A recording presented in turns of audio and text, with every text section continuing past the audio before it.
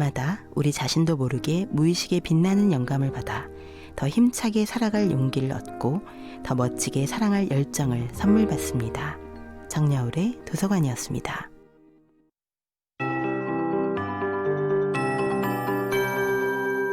KBS 58분 날씨. 오늘 겨울을 미리 경험하는 듯합니다. 북서쪽 찬 공기가 밀려들면서 오늘 아침 수온줄을 끌어내리더니 낮에도 기온이 얼마 오르지 않았습니다. 하늘이 맑아 햇살이 눈부셨지만 볕이 따뜻하게 느껴지진 않는 날씨였는데요. 서울의 경우 오늘 낮 최고 기온 5도를 기록하면서 어제보다 6.3도가 낮았고 평년 기온보다도 6.8도 낮은 기온으로 요즘 이맘때 아침 기온처럼 낮은 기온이었습니다. 이 밖에 충청 이남 지방의 경우 주로 자정 무렵의 기온이 오늘 최고 기온으로 기록했고요. 낮 기온은 그보다도 더 낮은 기온으로 대전은 7.5도까지 오르는데 그치고 광주는 9.1도, 부산은 10.8도였습니다. 내일 아침 중부지방은 오늘보다는 기온이 조금 오르는 곳도 있겠지만 남부지방은 오늘보다 더 낮게 떨어지면서 내일은 영월 지역 영하 4도 안팎까지 떨어지겠고 대구 영하 1도, 대전 광주 영상 2도, 부산 3도 등 전국은 영하 4도에서 영상 7도, 낮 기온은 평년 기온을 회복해 서울 13도를 비롯해 전국은 9도에서 17도 사이가 되겠습니다. 하지만 내일 또다시 비 예보가 있습니다. 북서쪽에서 기압골이 다가오면서 새벽에 중부지방부터 비가 내릴 것으로 보이고요. 오후가 되면 전라북도와 경상북도 지역도 비가 내리기 시작해 전라북도, 경상북도는 모레 새벽까지도 좀 더 이어지는 곳도 있겠습니다. 지금 서울 기온은 4.7도입니다. 윤지수입니다.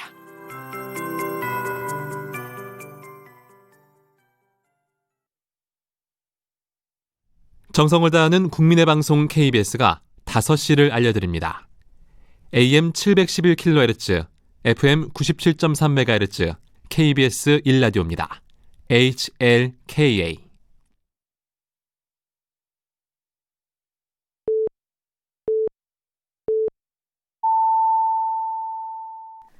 KBS 제1라디오 5시 뉴스입니다. 이번 대학 수학능력시험 1교시 국어 영역의 난이도는 비교적 쉬운 난이도로 출제됐다는 분석이 나왔습니다.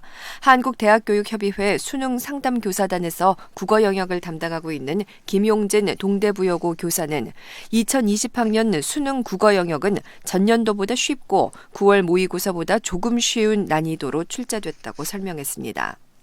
이번 대학 수학능력시험 2교시 수학 영역과 관련해 대교협 소속 교사들은 지난해 수능이나 9월 모의평가와 비슷한 수준의 난이도라고 평가했습니다. 한국대학교육협의회 수능상담교사단에서 수학 영역을 담당하고 있는 조만기 판곡고등학교 교사는 이같이 밝히며 수학 영역에서는 신유형 문제가 별로 없다고 설명했습니다. 다만 기존과 표현 방식이 달라진 문항에서 수험생들이 어려움을 느낄 수 있다고 덧붙였습니다. 오늘 치러지고 있는 2020학년도 대학 수학능력시험 1교시 국어 영역 결시율이 10.15%로 집계됐습니다. 교육부와 한국교육과정평가원은 국어 영역 지원자 54만 5,966명 가운데 실제로 시험을 본 수험생은 49만 552명, 시험을 치르지 않은 수험생은 5만 5,414명이라고 밝혔습니다. 지난해 국어 영역에는 지원자 59만 2,229명 가운데 6만 3,294명이 시험에 응시하지 않아 결시율은 10.69%로 올해보다 조금 높았습니다. 분양가 상한제가 발표해도 서울의 아파트값이 20주 연속 상승한 것으로 조사됐습니다. 조정 대상 지역에서 제외된 경기 고양시, 부산시 등도 상승세로 전환했습니다. 한국감정원은 11일 조사 기준 서울의 지난주 아파트값이 전주 대비 0.09% 올랐다고 밝혔습니다. 20주 연속 상승세를 이어갔고 상승폭은 지난주와 같습니다. 감정원은 매물이 부족한 신축과 학군, 입지가 양호한 선호단지, 구외곽 또는 상대적 저평가 단지를 중심으로 상승폭이 유지되고 있다고 설명했습니다. 이번에 상한제 대상에서 제외된 경기 과천시도 0.97%, 고양시 0.02%, 부산 해운대구 0.42% 등으로 가격 상승률을 보였습니다. 댓글 조작 공모 등의 혐의로 1심에서 실형을 선고받은 김경수 경남지사의 항소심에서 특별검사팀이 징역 6년을 구형했습니다. 허익범 특검팀은 오늘 서울고등법원 형사 2부 심리로 열린 김 지사의 결심 공판에서 댓글 조작 혐의에 대해 징역 3년 6개월을, 공직선거법 위반 혐의에 대해 징역 2년 6개월을 각각 선고해달라고 재판부에 요청했습니다. 1심 때 구형한 징역 5년보다 1년이 늘어난 겁니다. 특검은 1심과 항소심 과정에서 김 지사가 드루킹 일당과 공모해 여론을 왜곡했고 그 수단은 공직거래였음이 밝혀졌다며 구형 이유를 밝혔습니다. 특검은 특히 내년 총선을 앞두고 더욱 경종을 울려야 할 것이라고 주장했습니다. 미중 무역 전쟁이 계속되는 가운데 중국의 한 관변 싱크탱크가 내년 중국 성장률이 6%를 밑돌 것이라는 관측을 내놨습니다. 홍콩의 사우스차이나 모닝포스트는 오늘 중국 사회과학원 산하 국가금융발전실험실이 중국의 내년 경제 성장률이 6%보다 낮은 5.8%까지 떨어질 것으로 예측했다고 보도했습니다. 중국 사회과학원은 전 세계 경기 둔화 속에 수출이 장기간 악영향을 받고 무역 전쟁에 따른 불확실성으로 민간 투자가 꺾일 수 있다고 봤습니다. 일본의 올해 3분기 실질 국내 총생산 성장세가 한일 관계 악화 여파 등으로 둔화한 것으로 나타났습니다. 일본 내각부는 오늘 3분기 실질 국내 총생산이 직전 분기 대비 0.1% 늘었다고 발표했습니다. 2분기 0.4%에 비해서 둔해진 결과치입니다. 외국인 관광객의 일본 내 소비가 포함되는 수출 부문이 전분기 대비 0.7%나 줄어든 것이 주 원인으로 분석됩니다. 날씨입니다. 오늘은 전국 대부분 지역 기온이 큰 폭으로 떨어지고 강한 바람이 불어 춥겠습니다. 내일 남부지방은 맑겠지만 중부지방은 대체로 흐리겠고 수도권과 강원 영서, 충청 북부는 오전에 비가 조금 오겠습니다. 경기 동부와 강원 내륙, 일부 강원 산지에는 1에서 3cm 안팎의 눈이 내릴 수 있겠습니다. 지금 서울의 기온은 4.7도입니다. KBS 제1라디오 5시 뉴스를 마칩니다. 아나운서 윤수영이었습니다. KBS.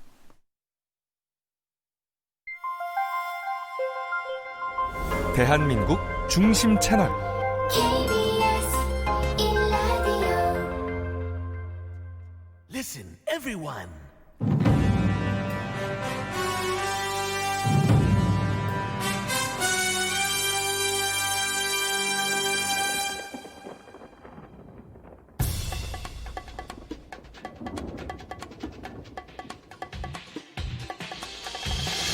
김용민 라이브.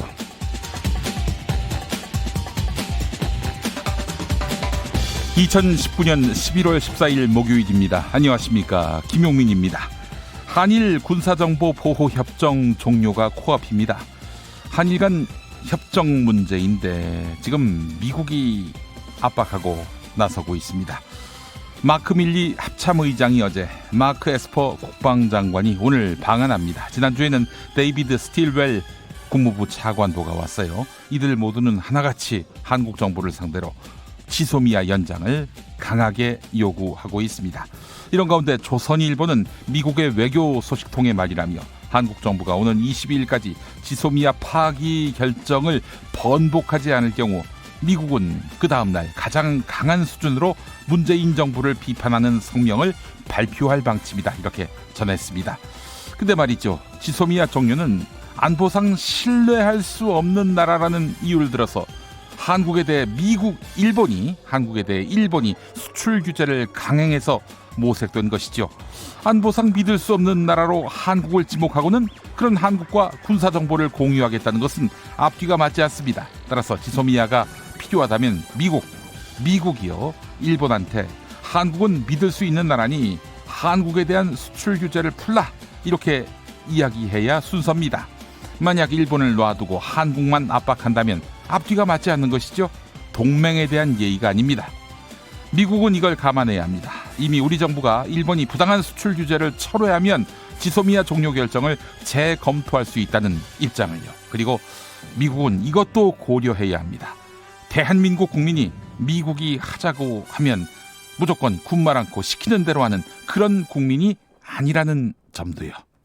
당신의 저녁은 아침보다 똑똑하다. 여기는 김용민 라이브입니다. 대한민국에서 가장 겸손한 스피커가 되고 싶은 KBS 1라디오를 듣고 계십니다. 유튜브에서 KBS 1라디오 검색하시면 영상으로 새 스튜디오 보실 수 있습니다. 정말 깔끔하고 멋집니다. 네. 자, 이번 주 새 스튜디오 애칭을 받고 있는데 애칭 보내주시는 분들 중 매일 5분을 추첨해서 10,000원 상당의 모바일 베이커리 교환권 보내드리고 있습니다. 오늘도 도전하시죠? 어제 애칭을 많이 보내주셨는데 시간이 없어서 소개를 다 못했습니다. 오늘 전부 소개하고 선물도 많이 드리겠습니다. 오늘도 여러분이 만들어주시는 애칭 기대하겠습니다. 어김없이 찾아온 수능 한파. 왜 수능 날만 되면 이렇게 추운 것일까? 몸도 마음도 추우신 분들 지금부터 따뜻한 어묵 국물 같은 방송 경험해 보시죠. 5시 40분에 수능이 종료될 예정이라고 하는데 네. 여기 어묵 국물 같은 방송 KBS 1라디오 김용민 라이브 함께 하시죠.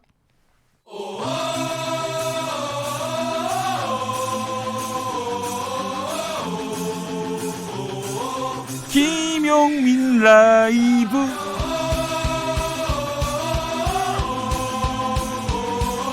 매일 오후 5시 5분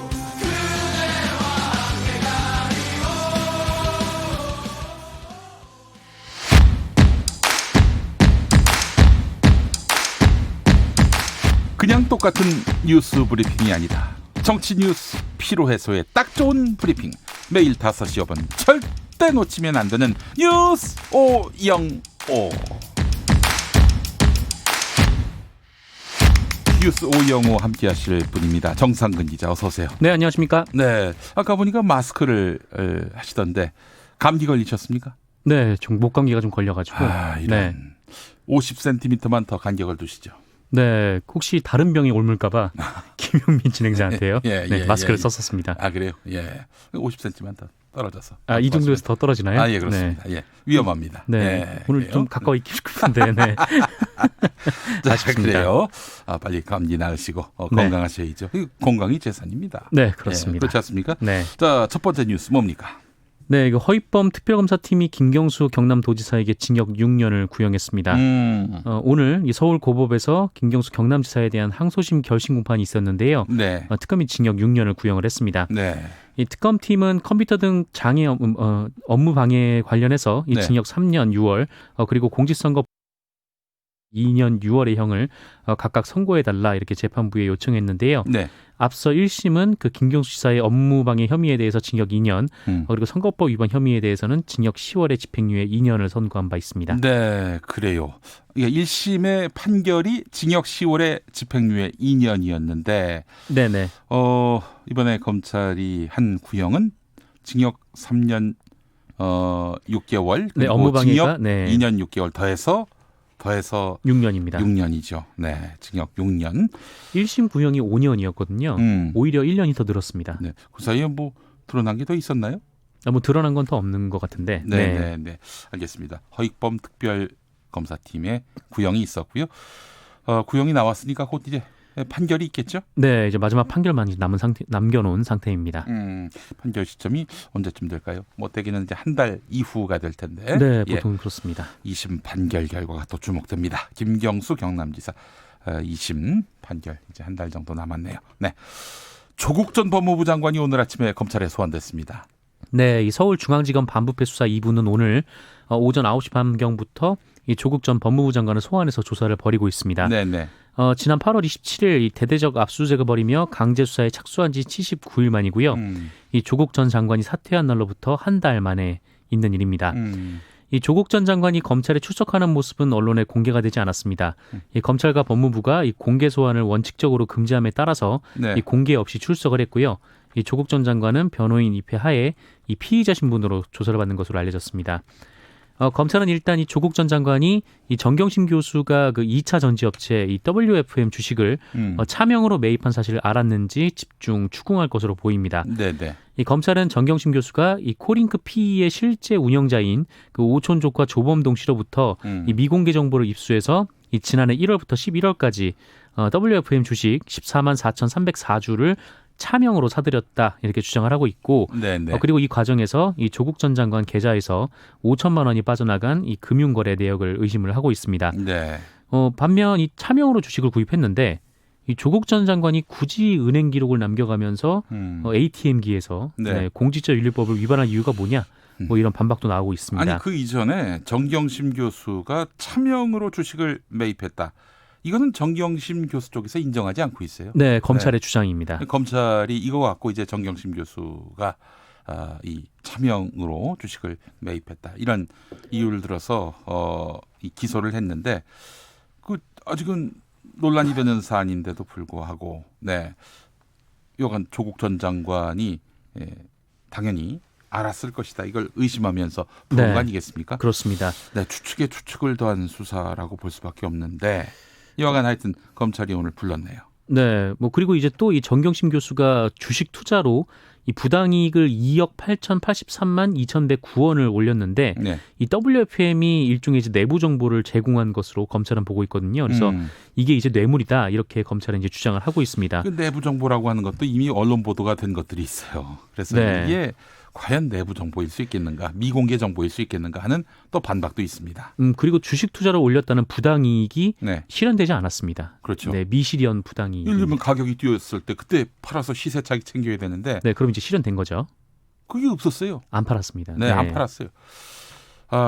그런 점에서 봤을 때 이건 뭐 사실 재판정에서 아무래도 다툼의 여지가 상당한 그런 사안인데 여간 정경심 교수가 차명 매입했다라는 걸 검찰은 확신하고 오늘 조국 전 장관을 불렀네요. 네, 뭐 네. 그밖에 뭐 조국 전 장관의 딸 장학금과 관련된 내용, 그리고 자녀의 인턴 문제 등도 조사 대상이 될 것으로 보입니다. 네, 알겠습니다.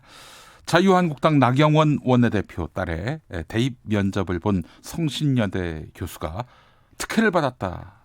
이런 의혹이 제기됐습니다. 네, 이 자유한국당 나경원 원내대표의 딸에 대해서는 지난 2012년에 이 성신여대에 입학하는 과정에서 이 학교 측으로부터 특혜를 받았다 이런 네. 의혹은 제기가 된 바가 있습니다. 네. 당시 면접을 봤는데 이 면접위원장이 이병우 전 성신여대 교수였는데요. 이병우 씨가 그 여러분이 잘 알고 있는 그 기타리스트, 예, 그분입니다. 네네. 예. 어제 JTBC가 이 이병우 교수가 이 평창 동계 스페셜 올림픽의 예술 감독이 됐었는데 이 과정에 나경원 원내대표의 입김이 작용했다라는 의혹을 제기를 했습니다. 네네. 좀 더 자세히 말씀드리면 지난 2012년 이 평창 동계 스페셜 올림픽 조직위원회가 이 개폐막식 대행사로 이 현대자동차 그룹의 이노션이라는 광고 대행사를 선정을 했어요. 이 대행사는 이 개폐막식의 연출과 구성 등을 담당을 했는데 그해 11월에 이 이노션이라는 회사는 이 스페셜 올림픽의 문화 행사 대행까지 맡게 됩니다. 그러니까 하청을 이제 중첩적으로 받은 셈이죠. 이 문제는 이미 이노션이 2011년 6월부터 이 스페셜 올림픽의 홍보 마케팅 대행사를 맡고 있었다라는 점입니다. 네. 보통 이런 큰 행사는 파트별로 나눠가지고 다른 회사한테 일을 맡기는 게 일반적인 예인데 네네. 이 이노션이라는 회사가 여러 가지 일을 한꺼번에 맡았다라는 거죠. 네. 때문에 당시 이 스페셜 올림픽 조직위 내부에서는 이 홍보 마케팅을 맡고 있던 이노션이 이 다른 행사에 입찰에 참여하는 건 불공정하다 이렇게 우려가 제기가 됐었던 거죠. 네네. 하지만 이노션은 이 경쟁 입찰을 통해서 개폐막식 대행에 이어서 이 문화 행사도 따냈습니다. 그리고 이 과정에 이 나경원 원내대표가 들어가 있다라는 건데 네. 이 당시 관계자가 이 나경원 조직위원장이 이노션이 선정돼야 한다 이렇게 지시를 했다라고 어허. 증언을 했습니다. 그 발언이 나경원 원내대표 입에서 나왔다는 겁니까? 아니요, 당시 관계자 관계자의 얘기. 얘기입니다. 네. 예, 당시 이게 조직위원장이 이렇게 지시를 했다라는 거죠. 그리고 이것 때문에 이 조직위가 입찰 공고를 내기 전에 이 관련 자료를 경쟁사 모르게 이노션 측에만 제공했다. 네, 라는 이제 주장입니다. 그리고 이노션은 대행사로 선정된 이후 이병우 당시 성신여대 교수를 예술 감독으로 추천을 한 겁니다. 그리고 나경원 원내대표의 딸의 성신여대 입학 이후 석 달 만에 이병우 교수가 이제 감독이 된 것이고 또 이노션의 총괄 책임자는 과거 이명박 전 대통령의 선대위에서 네. 이 나경원 원내대표와 함께 일했던 사람이라고 합니다. 나경원 원내대표 딸이 성신여대에 특혜 입학했을 그런 당시 네네. 특혜 입학을 했다는 의혹이 제기됐던 입시 아닙니까? 그때 입시의 면접위원장이 이병우 교수고 이 이병우 교수가 나중에 평창 동계 스페셜 올림픽의 예술 감독이 됐는데 네. 이 입시와 뭔가 연관이 돼 있는 것 아닌가 하는 의구심이 지금 증폭되고 있는 거네요. 그런 거 아니냐라고 JTBC가 어제 보도를 통해서 의혹을 제기를 한 것이죠. 네네네. 이에 대해서 이노션 측은 공정하게 입찰을 따냈다라고 주장을 했고요. 네. 이 나경원 원내대표는 이 절차대로 했으니까 뭐 실무자들한테 물어봐라. 나는 아는 바가 없다. 이렇게 반박을 했습니다. 네, 알겠습니다. 이병우 씨의 우리라는 노래가 아니라 이제 음악이 있어요. 네. 참 좋아하는 음악인데, 예, 기타 연주곡인데. 네. 네. 그 이병우 팬이셨군요. 교수군요. 네, 팬이셨습니다. 팬까지는 아니고 그 음악 음악만 좋아하는 정도입니다. 네네. 예, 예. 알겠습니다. 유승민 바른미래당 의원, 사실은 새로운 정당을 만들 전 단계로서 변화와 혁신을 위한 비상행동의 네. 대표를 맡았는데, 이 준비 단계의 변혁인데 변혁 대표에서 물러났어요. 네, 유승민 대표가. 네, 오늘 물러났습니다. 유승민 의원은 오늘 변혁 모임 후에 이 기자간담회를 열고 이 바른미래당이 이대로 가면 안 된다라는 점에 대해서 공감대를 갖고 15명의 의원이 이 변혁을 시작해서 이 많은 고민을 했다라면서 네. 이 바른미래당과 국민의당이 통합을 할 때 이 젊은 당이 됐으면 좋겠다라고 생각을 했는데 앞으로 이 젊은 신당 추진기획단과 함께 나아가야 할 길을 걸어가겠다라고 네. 말을 했습니다. 예. 이 젊은 사람들이 주도하는 신당을 만들기 위해서 물러난다라는 건데 어쨌든 이에 이 새 대표가 이 71년생인 오신환 원내대표가 맡기로 했습니다. 내일 모레 50인 분이죠. 네. 네. 젊은 신당을 네. 71년생 대표가 맡기로 했고 그리고 죄송합니다. 네. 이 오신환 원내대표와 이 신당 추진기획단 공동 단장으로 유이동 의원이 임명이 됐는데 네. 역시 71년생입니다. 네, 네. 그리고 공동 단장인 권은희 의원은 74년생입니다. 46. 네네. 네. 이 오신환 원내대표는 이 변혁 대표에 취임을 하면서 이 신당 추진 과정에서 이 통합을 같이 섞어 말하는 것은 맞지 않는다라면서 변혁은 자유한국당과 통합하기 위해 만든 것이 아니다라고 주장을 했습니다. 네. 아니 훨씬 이름이 있고 또 더 젊은 이준석 최고위원 이런 분을 앞세우면 어땠을까 하는 생각도 듭니다만. 네, 뭐 별도의 기구를 만들어서 이제 3040 세대도 함께할 수 있는 뭐 그런 기구도 설치를 한다라고 합니다. 이게 사실 한 50, 60대서 마을에서 청년 회장을 하는 경우가 많다. 농촌의 이야기를 들으면 네, 그런 일화가 생각이 납니다만은. 그래요.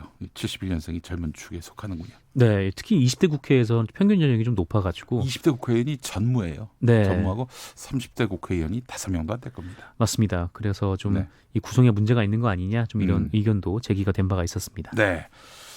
전북 익산의 한 시골 마을에 암 환자가 속출했었는데 알고 봤더니 구조적인 원인이 있었어요.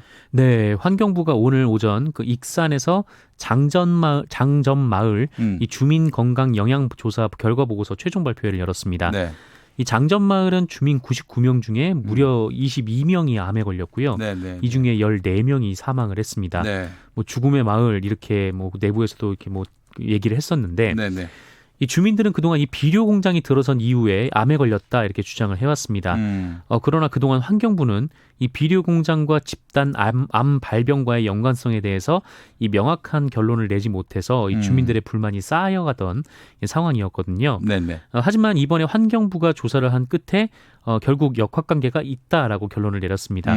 이 보고서에 따르면 2001년 비료공장 금강농산이 이 마을에 들어선 이후 이 같은 일이 벌어졌으며 이 금강농산이 이 비료관리법에 의해서 이 퇴비로만 사용해야 할 담뱃잎 찌꺼기를 이 불법적으로 유기질 비료 생산 공정인 건조 공정에 사용했음을 확인했다라고 발표를 했습니다. 네. 이 300도 이상의 고온으로 담뱃잎 찌꺼기를 건조하는 과정에서 이 발암 물질들이 배출된 사실을 확인했고 이 비료 공장 내부 그리고 장전마을 주택 침적 먼지에서 이 해당 물질을 검출했다라는 건데요. 네. 이 장전마을 주민들의 암 발병률이 뭐 거의 대부분 암에서 뭐 전국 표준 집단에 비해서 약 2배에서 25배. 아이고, 25배요? 네, 어떤 특정한 암에 있어서는요. 높은 것으로 나타났습니다. 이 장전마을 주민들은 해당 업체와 사업장 폐기물인 이 담뱃잎 찌꺼기를 공급한 KTNG를 비롯해서 이 늑장 대체로 사태를 키운 익산시, 환경부 등 국가기관을 상대로 손해배상을 청구하는 방안을 검토 중입니다. 아이고 2배에서 25배요. 응? 그 전국 표준 인구 집단에 비해서 암 발병률이 네네. 이만큼 높다는 얘기네요. 네. 한규봉님 진짜 말 그대로 사후 약방문이네. 이런 말씀하셨고요. 네, 이미 많은 분들이 돌아가셔서 아유 네, 세상에. 예, 통계는 거짓말을 하지 않습니다. 그렇습니다. 네. 다음 소식. 지난해 12월 충남 태안 화력발전소에서 작업 도중 숨진 고 김용균 노동자 사망 신고가 이제야 이루어졌네요. 네, 이 사단법인 김용균 재단은 오늘 이 재단 이사장이자 김용균 노동자의 어머니인 김미숙 이사장이 지난 12일 이 서울 영등포구청에 아들의 사망 신고를 했다라고 밝혔습니다. 네. 이 김용균 노동자가 사망한 날이 지난해 12월 10일이니까 음. 사망을 한 지 11개월 만이고 네. 일수로는 338일 만입니다. 네, 네. 김용균 노동자는 사망 하루 만인 지난해 12월 11일 오전 3시 23분께 그 연료 공급용 컨베이어 벨트에 끼어서 사망한 채로 직장 동료에게 발견이 된 바 있습니다. 네. 이 앞이 숨진 채 발견된 거예요. 네, 맞습니다. 이 앞이 캄캄한 이 석탄 화력발전소에서 좀 위험한 업무를 혼자가 하다가 이 벌어진 참사였는데 이 또한 고인은 이 외주업체 소속으로 사회에 만연한 이른바 위험의 외주화에 대한 경종을 울리기도 했습니다. 네, 네. 뭐 이후 밝혀진 일이었지만 이 한국서부발전이 부서별 평가를 할 때 뭐 정규직이 숨지면 뭐 마이너스 1.5점, 뭐 비정규직은 마이너스 1점, 이 발전시설 건설 노동자가 숨지면 마이너스 0.2점 이런 식으로 사람의 직종, 직업에 따라서 점수를 매긴 사실이 또 드러나기도 했었죠. 아니 하청 직원, 즉 비정규직 직원 같은 경우에는 그 더 높은 벌점을 줘야 되는 거 아닙니까? 그렇습니다. 네, 뭐 누구 할 거 없이 뭐 사망 사고가 일어나면 안 되는 거고 예. 주의를 해야 되는데 이렇게 점수를 차등적으로 매기면은 뭐 사람을 차별하는 거죠, 그게. 네, 사람의 그렇죠. 목숨을 차별하는 것이고. 맞습니다. 그래서 어머니 김미숙 이사장은 아들의 사망 이후 제2의 김용균이 나오지 않아야 한다는 마음으로 이 노동환경 개선 등 활동에 나서고 있고요. 지난달 26일 김용균 재단이 출범한 이후 이사장도 맡고 있습니다. 네. 하지만 지난 3일 밤 11시쯤 그 야간 근무를 하던 20대 노동자, 그러니까 입사한 지 얼마 안 된 노동자가 또 기계에 끼어서 참변을 당하는 아이고. 사고가 발생하는 등 이 산업 현장에서의 안전 수칙이 여전히 작동되지 않고 있는 상황입니다. 가장 기가 막힌 거는 이른바 김용균법을 그 어머니가 네. 나서서 정치권 설득하고 또 압박하고 해서 결국에는 법안을 통과시켰잖아요. 네. 정치권이. 근데 그 법에 따르면 김용균 노동자를 구할 수가 없는 네, 법이에요. 대상이 아닙니다. 네. 김용균 노동자의 그런 죽음을 방지하기엔 턱없이 부족한 법이었다는 거죠. 아니 저는 그래서 묻고 싶습니다. 정치권에. 아니, 김용균 법이라면은 김용균 노동자가 당한 그런 사고 그걸 피할 수 있는 법을 네. 만들어야 되는 거 아닙니까? 예, 저는 이 법을 누더기로 만든 이 정치인들은 반드시 심판을 해야 된다. 국민의 아주 추nom하고 엄중한 심판을 받아야 된다. 이런 생각이 듭니다. 맞습니다. 아니 이렇게 사람이 죽어서 이렇게 생이별을 했는데 이런 상황에서도 이 누구의 이익을 대변하려고 했는지 이 노동자의 그 사고를 방지할 수 있는 법에 소극적으로 입법 활동을 했는지 이건 분명히 따져봐야 될 문제고요. 이런 사람들이 국회에 많으면 우리 노동자들이 더 위험해지는 거 아닙니까? 네, 한 해 이 산업재해로 인해서 사망하는 그 분이 2천여 명에 이른다. 뭐 이런 통계가 나오고 있습니다. 누군지는 모르겠지만은 제가 집에 가서 한번 검색해봐야겠어요. 누가 이렇게 법을 누더기로 만들었는지 네, 혼쭐을 내줘야 됩니다. 총선 때. 그렇습니다. 네. 다음에 안 나오면 할 말이 없지만. 예, 알겠습니다. 자, 오늘 정상근 기자 수고 많이 하셨습니다. 네, 고맙습니다. 교통정보센터 가보겠습니다. 이승미 씨. 네, 이 시각 교통 상황입니다. 돌발 상황도 있고요. 통행량도 많이 늘었습니다. 서울 외곽고속도로 구리에서 송추 방향으로 별내에서 사고가 나서 불암산 요금소에서 별내 쪽으로 2km간 정체되고 있고요. 서양고속도로 서울 방향은 서평택 분기점에서 화성휴게소 부근까지 정체 이어지고 있고요. 비봉 부근 2차로에는 낙하물이 있습니다. 주의하셔야겠고요. 더 가선 매송에서 용담터널까지 밀리고 있습니다. 영동고속도로 인천 쪽은 작업 여파가 계속되고 있습니다. 진분아들목 부근과 여준아들목 부근에서 작업 여파로 정체가 되고요.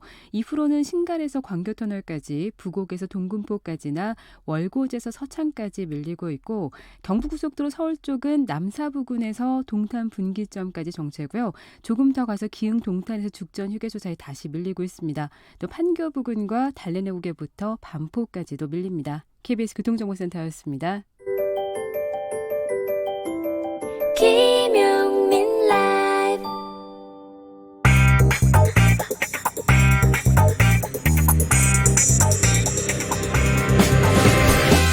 오늘 타임라인을 수놓은 말말말 김용민 라이브가 수집해서 들려드립니다. 소리로 듣는 그리고 세상을 읽는 뉴스, 세상의 모든 뜨거운 목소리, 그 말말말을 만나보겠습니다. 지금부터 볼륨 업, 귀 쫑긋 핫 소리.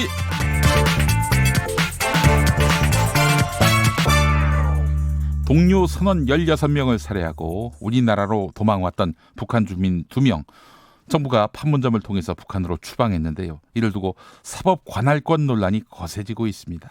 정부는 살인죄를 저지른 이들을 북한 이탈 주민법상 보호 대상으로 볼 수 없다는 입장인데요. 보수 야당에서는 북한도 헌법상 우리나라인 만큼 국내에서 처벌해야 한다, 이렇게 목소리를 높이고 있습니다.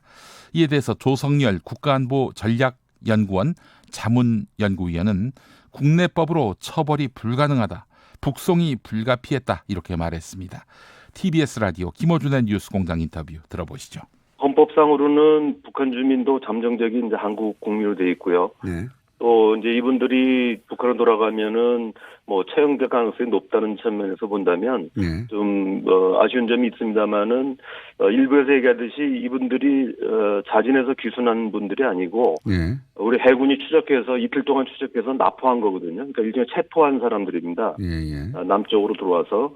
그리고 또 만약 그냥 놔둘 경우는 이게 이제 그 북한 이탈 주민법에 따라서 이 정착지에 있는 각종 혜택을 받고 우리 국내에서는 처벌할 수 있는 근거가 없습니다. 그렇기 때문에 16명을 살인한 주민이 우리 북한에 우리 이 땅에서 아무런 제재 없이 생활할 수 있게 되거든요. 어떤 혜택도 주고. 결국에 남한의 법적 체계로 북한에서 저지른 범죄를 처벌할 수 있는 규정이 없는 거군요.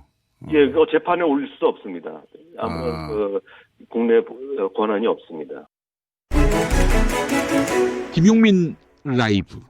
다음 주 토요일 0시 한일 군사정보보호협정 지소미아 종료를 앞두고 미국의 압박이 거세지고 있습니다. 종료 결정을 번복하고 지소미아를 연장하라는 것이죠. 관련해서 어제 마크 밀리 미국 합참의장이 방한했고, 오늘은 마크 에스퍼 국방장관이 입국하는 등 미 국방부 관계자들이 줄줄이 방한하고 있는데요. 이와 관련해서 더불어민주당은 지소미아 연장을 주장하는 것은 국익에 배치된다는 입장이고, 자유한국당은 정부의 종료 결정을 즉각 철회해야 한다, 이렇게 압박하고 있습니다.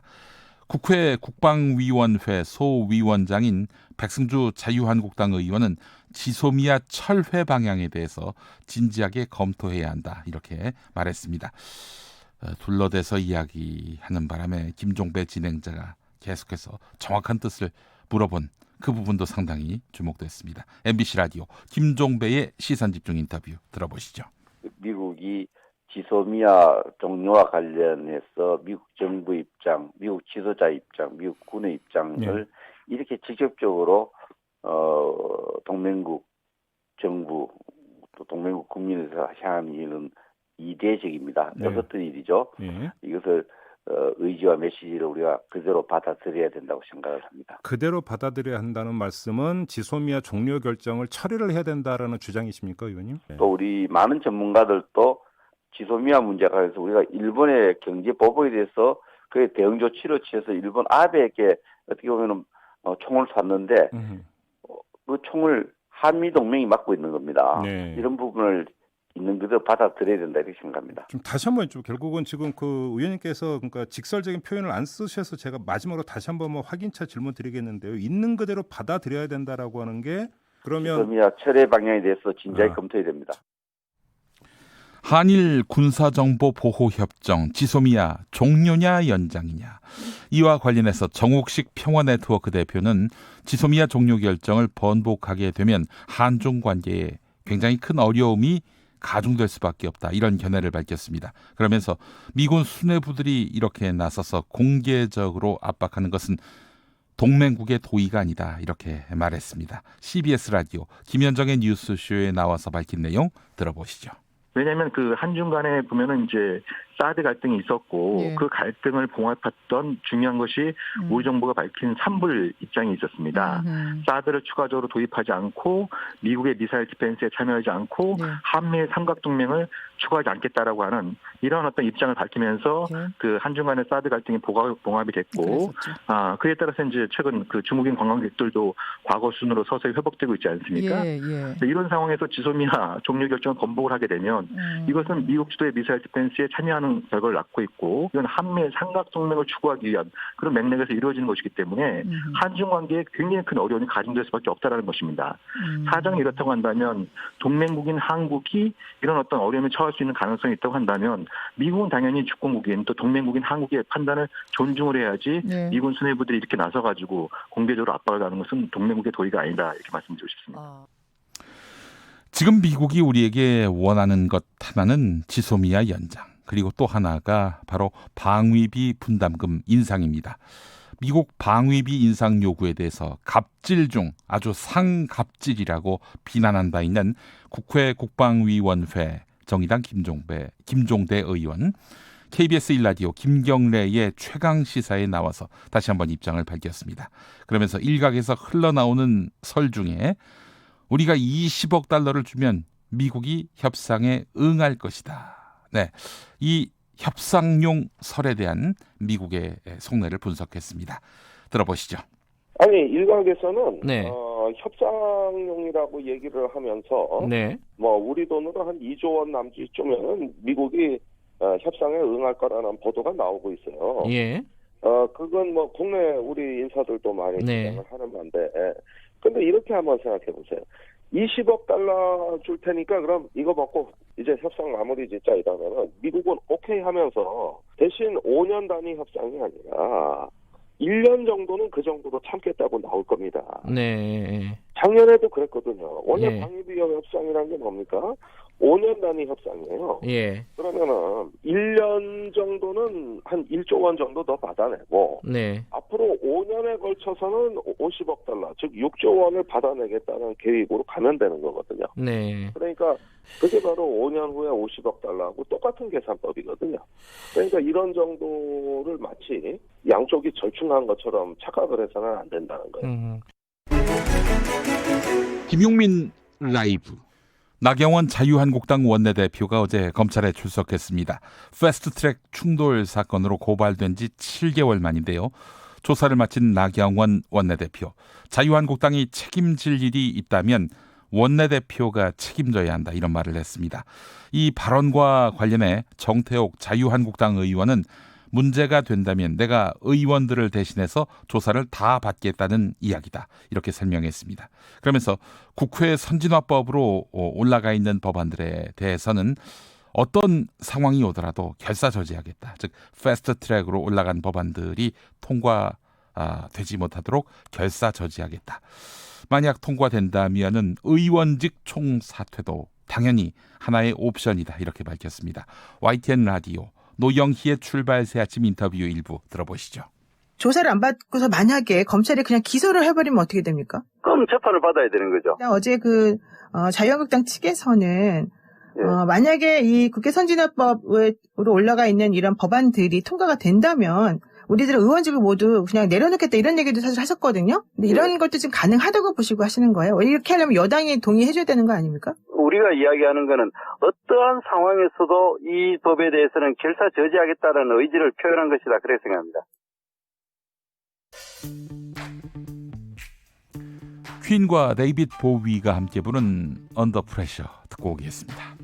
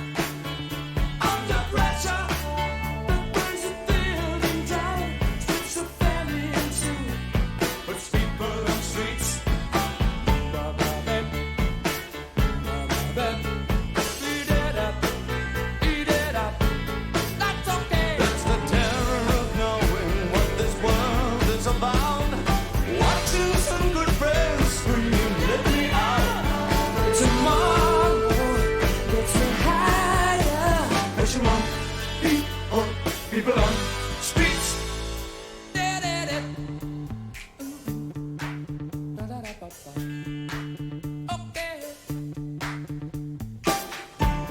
Tripping around, keep my brains on the floor. These are the days it never rains, but it pours.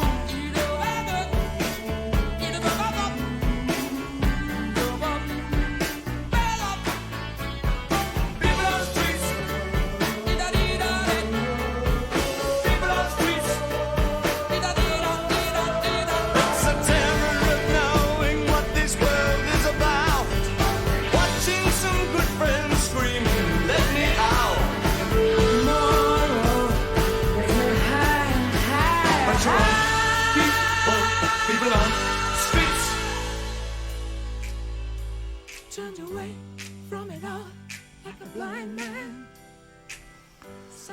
0379번 쓰시는 분, 큰딸 수능 시험장 앞에서 듣고 있습니다. 아이고, 그러시군요. 감사합니다. 지금이 5시 38분인데 이제 한 1분 남았네요. 네, 5시 40분에 시험이 종료된다고 하니까요. 시험장에서 나오면 아무것도 묻지 않으려고요. 그렇죠. 예, 수고했다. 고생 많이 했다라면서 말없이 안아주시는 게 제일 좋지 않겠는가 하는 생각이 듭니다. 네. 그러면서 새 스튜디오 이름으로 국민의 의식을 깨우는 깨움방 어떨까요? 아이고, 제가 무슨 국민의 의식을 깨울 그런 뭐 능력이 있겠습니까? 네, 우리 애청자분들이 저를 많이 일깨워 주시는데요. 예, 깨움방, 게임방으로 들리는 그런 느낌도 듭니다. 네. 자, K73921437 계정 쓰시는 분, 스튜디오 이름 해동 용용 스튜디오. 예, 감사합니다. 박선식님, 용오름궁 이렇게 또 이름을 지어주셨어요. 네, 어렵습니다. 너무 길고. 네, 9242번 진실의 방. 아유, 이건 뭐 제가 너무 부담스러워가지고 이 표현을 받기가 쉽지 않겠네요. 3726번 쓰시는 분, 미국 할아버지라도 안 되는 건 안 됩니다. 네, 지소미아 연장 관련한 제 여는 말 듣고 이렇게 문자 보내주신 것 같습니다. 6824번 쓰시는 분, 어묵은 부산이 최고입니다. 오늘 따뜻한 어묵 국물이 생각나는 추운 부산입니다. 네, 부산에서 저희 김용민 라이브 듣고 계시죠? 감사합니다. 지금 들어온 소식에 의하면은 조국 전 장관이 8시간 만에 검찰 조사를 마치고 귀가했다고 하는데 진술을 거부했다고 하죠. 이른바 묵비권을 행사한 것으로 보이는데 어차피 기소할 거 법정 가서 진실을 가리겠다. 아마 이 뜻인 것 같습니다. 네, 김용민 라이브 함께하고 계십니다.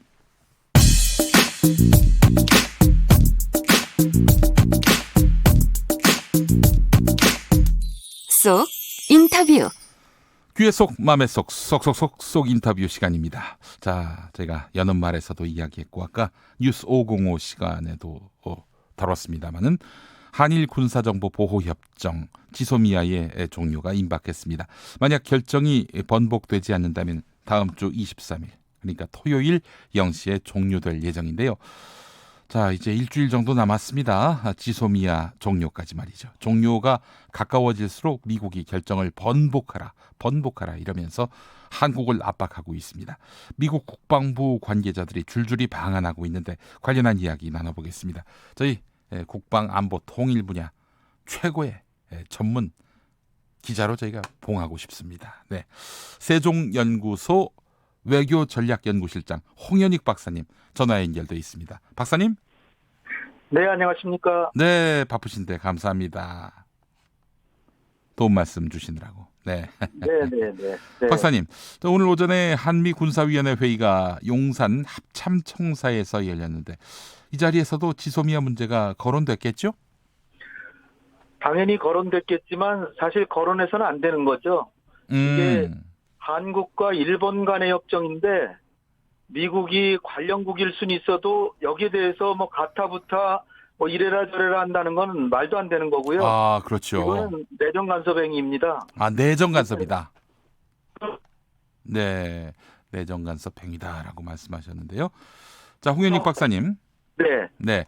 자, 그 오늘 회의에 참석한 마크 밀리 미국 합참의장, 한국 방문 전에 일본을 먼저 들러서 아베 총리를 만난 것으로 알고 있는데 미국 국방부 홈페이지에 게재된 보도문을 보니까 합참의장은 지소미아를 유지하기 위해 일하고 있다. 그러나 이 협정은 관계없는 이슈에 관한 한일 간 불일치로 인해서 11월 22일에 종료될 예정이다.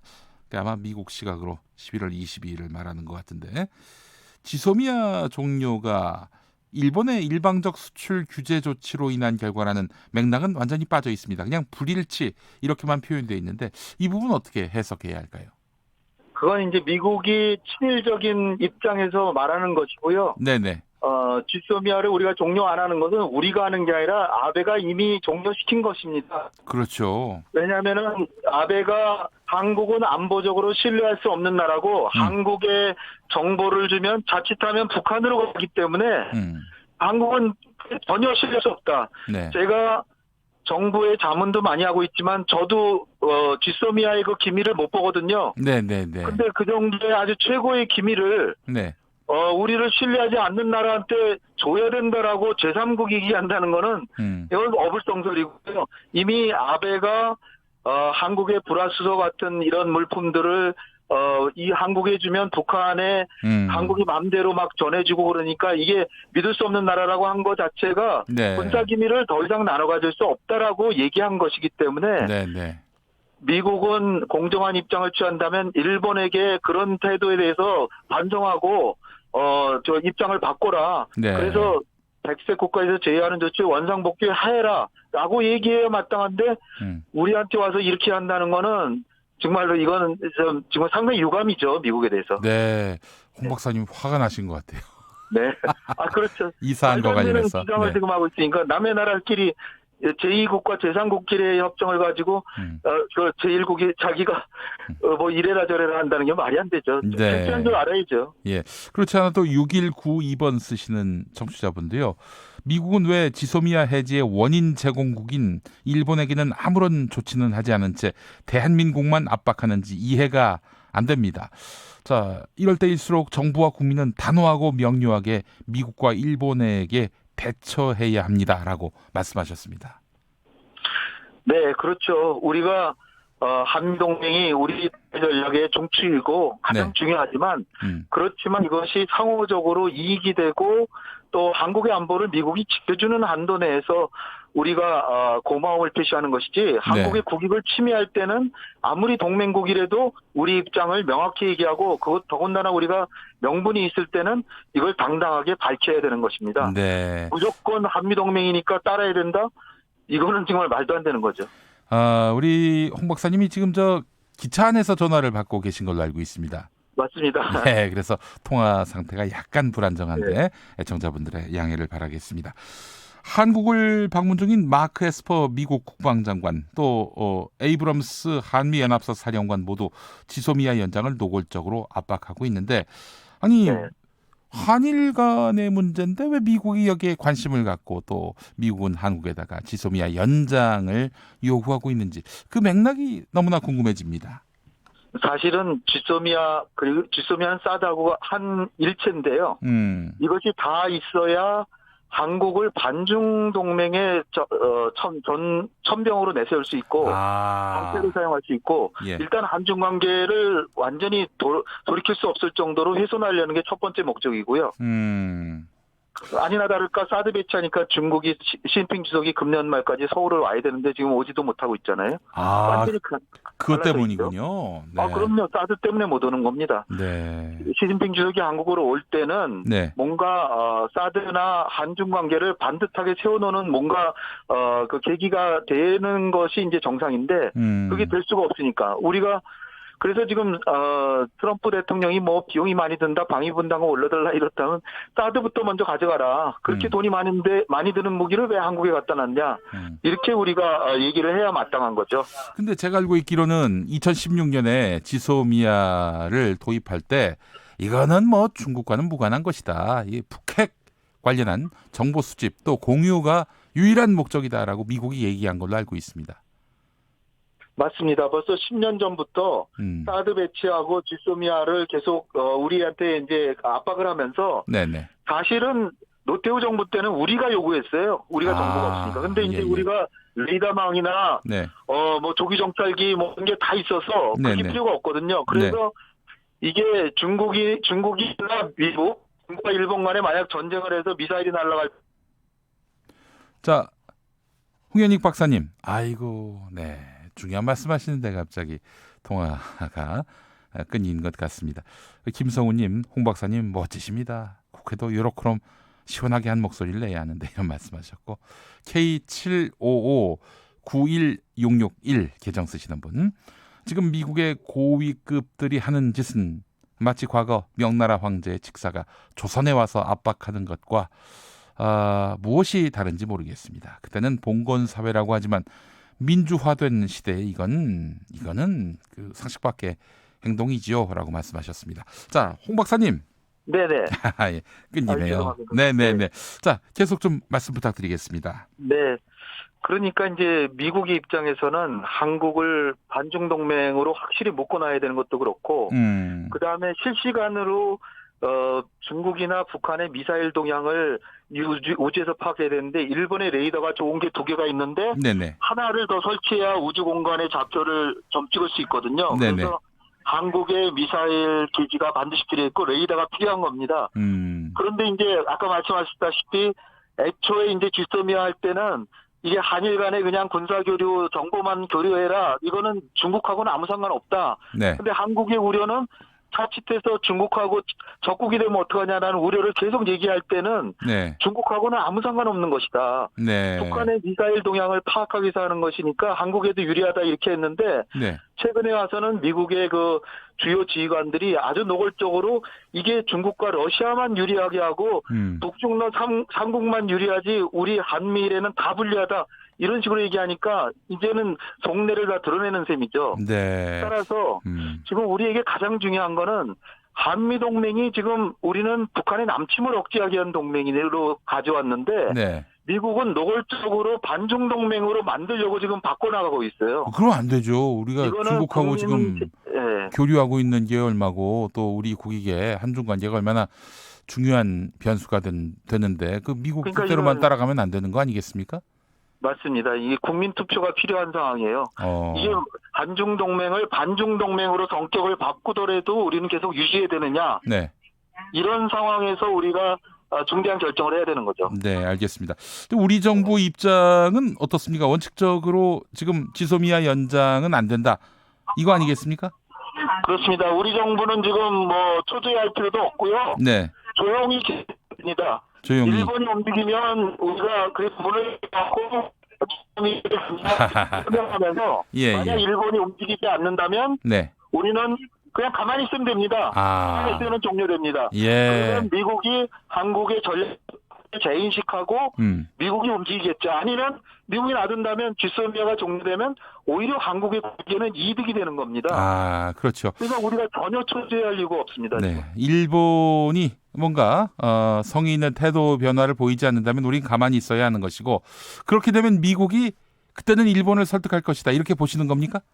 그럼 한국의 전략적 가치는 어느 나라하고도 비교할 수가 없습니다. 미국 제조가 중국.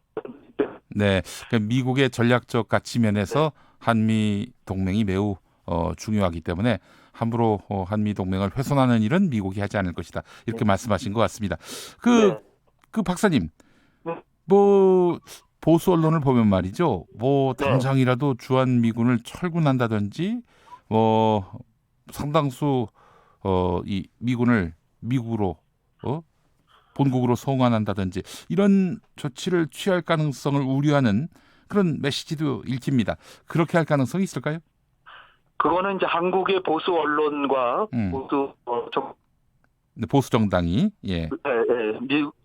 보수 정당이 미국하고 그냥 한편이 돼가지고 미국인보다도 더 이제 미국을 이해하는 그런 발언을 하면서 네네. 한미 동맹이 한국의 국익보다 더 우위에 있다 이런 시각에서 이제 보는 거거든요. 네네. 근데 우리로서는 한미 동맹은 한국의 안보를 위해서 존재하는 것이고 물론 굉장히 소중한 거죠. 네. 근데 거꾸로 이런 거를 막고 또 트럼프가 또 교묘히 그런 걸 이용하고 있기 때문에 우리 정부로서는 제가 아주 오랫동안 고민한 결과 말씀드리고 싶은 거는 오히려 우리가 한미동맹은 이제 재래식 군사력은 우리가 북한보다도 더 우세하니까 네. 28,500명 다 있을 필요가 없다. 방위비가 그렇게 걱정이 된다면 미국은 한 10,000명 정도는 미국으로 본국으로 데려가도 네. 우리는 그 정도의 부담을 더 하겠다.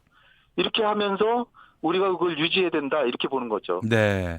자, 또 하나의 미국은 못할 겁니다. 아, 미국은 주한미군 철군이나 뭐 감축을 못할 것이다.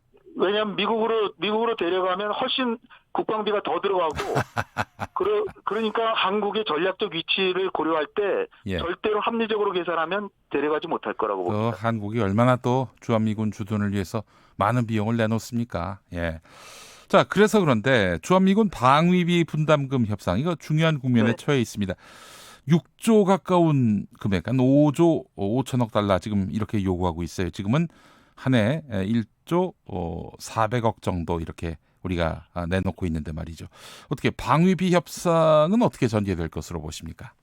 이것도 우리가 전혀 초조해할 이유가 없는 게요. 네. 이게 사실은 금년 초에 이제 타결이 됐기 때문에 이대로 가져가고 물가 상승률만큼 올려주면 되는 거거든요. 네네. 그러니까 금년 말까지 꼭 타결할 필요가 없는 거예요. 그러니까 우리가 꼭 타결해야 된다는 거는 소위 그 보수 언론에서 아니면은 아주 친미적인 그 정당에서 이것이 안 되면 마치 큰일이 날 것처럼. 네. 그래서 거꾸로 우리는 분담금 자체를 몇 배로 올려주는 거 그런 건 못하니까 주한미군을 뭐 한 10,000명 정도는 그럼 좀 돌아가도 좋겠다. 또 한미연합훈련 중에서 이것 때문에 지금 북핵 협상도 안 되니까 네. 그야말로 중요한 훈련 몇 개만 그 군사력을 상호 협력을 유지하는 한도 내에서 하고 상당 부분 훈련도 좀 줄이자. 네, 네. 그리고 사드 같은 거 큰 비용이 드는데 그걸 도로 가져가라.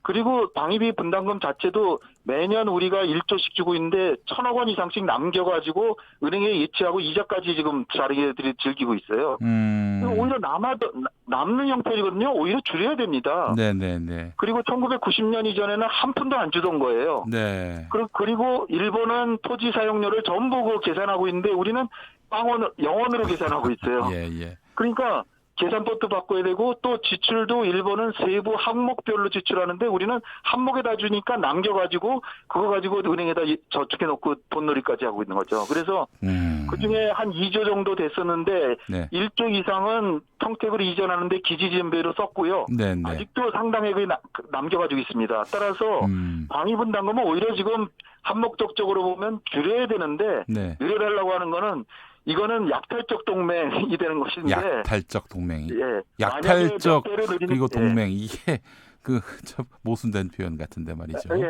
만약에 몇 배로 늘려달라 그러면 그렇다면 우리 대통령의 부하가 돼서 예. 그 휴전선 근방에 도처시켜가지고 예. 5천 하더라 이렇게 해야 될 마땅합니다. 네. 왜냐하면 자기 몸을 파는 식으로 상업적 협상을 지금 하고 있어요. 예, 알겠습니다. 사실 말이 안 됩니다, 이거는. 지금 이 시점에서 미국이 한국을 진정으로 동맹으로 여기고 있는지 재점검을 해야 될 것 같습니다. 그리고 호구로 보는 것은 아닌지 하는 생각도 들고 말이죠. 네, 자 홍현익 박사님 오늘 연결 감사합니다. 감사합니다. 네, 차 안에서 통화를 하셔가지고 통화 상태가 안정적이지 못했습니다. 애청자 여러분의 양해 부탁드립니다. 6시 5분 2부에서 다시 오겠습니다.